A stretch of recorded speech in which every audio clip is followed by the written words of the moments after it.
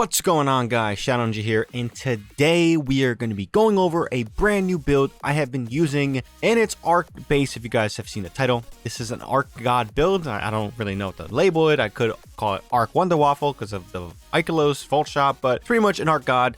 Yeah, you just do a lot of lightning, do a lot of damage, you do a lot of power, and it's really fun. I'm gonna have a hard time switching to another build at the moment because this is what I've been using all season, and kind of the only thing I should be using in my opinion. Now, the good thing about this build, it's very versatile. If you guys want to change out loadouts or even a few mods here and there, you can. So based on your playstyle or maybe what you want, maybe you do a little bit more of a melee focused build regards to what this can do. That's all fine by you. Down below in the description and in the comments, there'll be a pinned comment, is the dim link for you guys to check out and use this build for yourself. So definitely utilize dim if you guys have not done that, and if you guys are dim users, I'm trying to catch up to you guys because this app is very useful. Now let's jump right into this build. Now you see here we're on dim. The armor isn't really too important except for the fact that this is mainly 4 pieces of arc armor and 1 void. The void isn't too important, it could be anything else, but just, again, it just ends up being that my mark there is void. Now for weapons itself, we're using Witherhorn, a Volt Shot, Seraph rounds, Feeding Frenzy,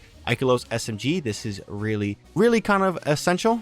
This is a gun I've talked about, annotation here on screen, and something, or at least one of the few guns you should definitely grind out, build, craft, whatever, because it is very good and one of the best in the game. And we are using Storm Chaser as our Arc Linear Fusion. Now if you guys have another Arc Linear Fusion of your choice, go right ahead. This is just kind of Arc because we're using Font of Might, but besides that, pretty damn good. Now before we jump into aspects and fragments, we are using the Falling Star exotic chest piece because we're using Thunder Crash.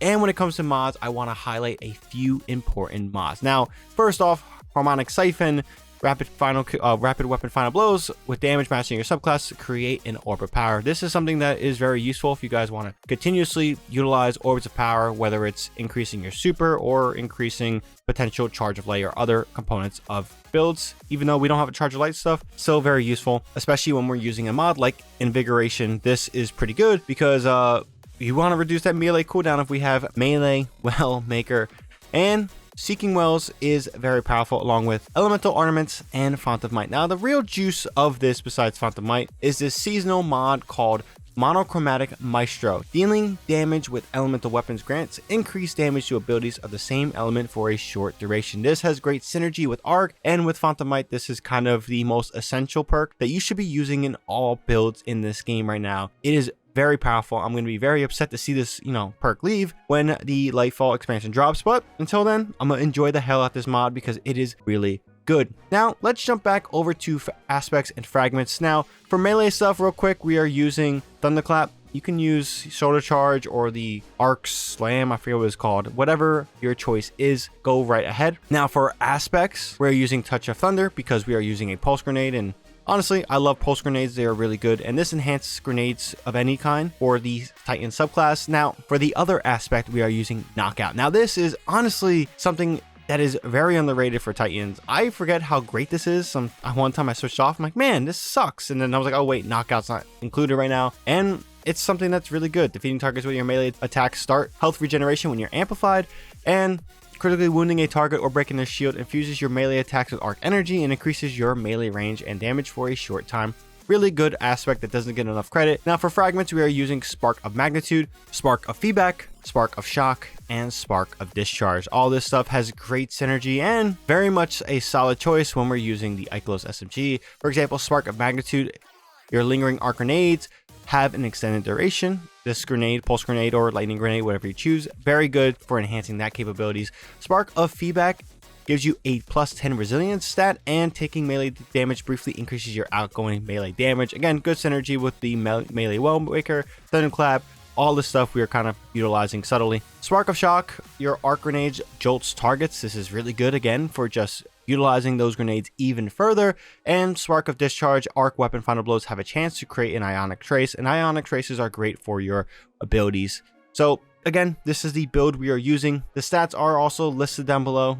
Depending on what you will have for stat wise, will depend on what you feel and what your experience is, but collectively this is, for the most part, as long as you're using Monochromatic Maestro and Volt Shot Ikelos SMG, you should be having a good time. Now let's talk about gameplay with this build. It is really important to mention that when it comes to this build itself, it's going to be versatile to do anything in all situations. Now, the only thing you can't do is use Ward of Dawn with this build, because obviously it's a different subclass. Now, damage, DPS, raids, especially maybe if you follow Disciple because it's more of a damage-based raid, this is going to be a very solid build. If you guys are running Nightfalls on different difficulties, with match grade being included there, you might run into some difficulty because, again, you're going to be primarily arc based, so you can only deal with arc shields, and some other enemies may be void or solar. So when it comes to that, team dynamics will be really important, but just for most activities in this game, you don't have to change up much. It will be definitely a powerful option. Now, we are using Witherhorn, so if you guys want to take out a loader and potentially a stat boosting mod on your arms, you can switch over and use Unstoppable Grenade Launcher. That's something I have been doing from time to time. It's very solid. I love Grenade Launcher, Unstoppable Grenade Launcher. I know some people that complain about the, I guess you could say, the number that it takes to slot that in, but for me, I don't care. I love the Witherhorn. It's kind of still a PvE essential weapon. We'll see if any more nerfs come in that regard, but besides that, guys, this is a really fun build. You can pretty much control a lot of ads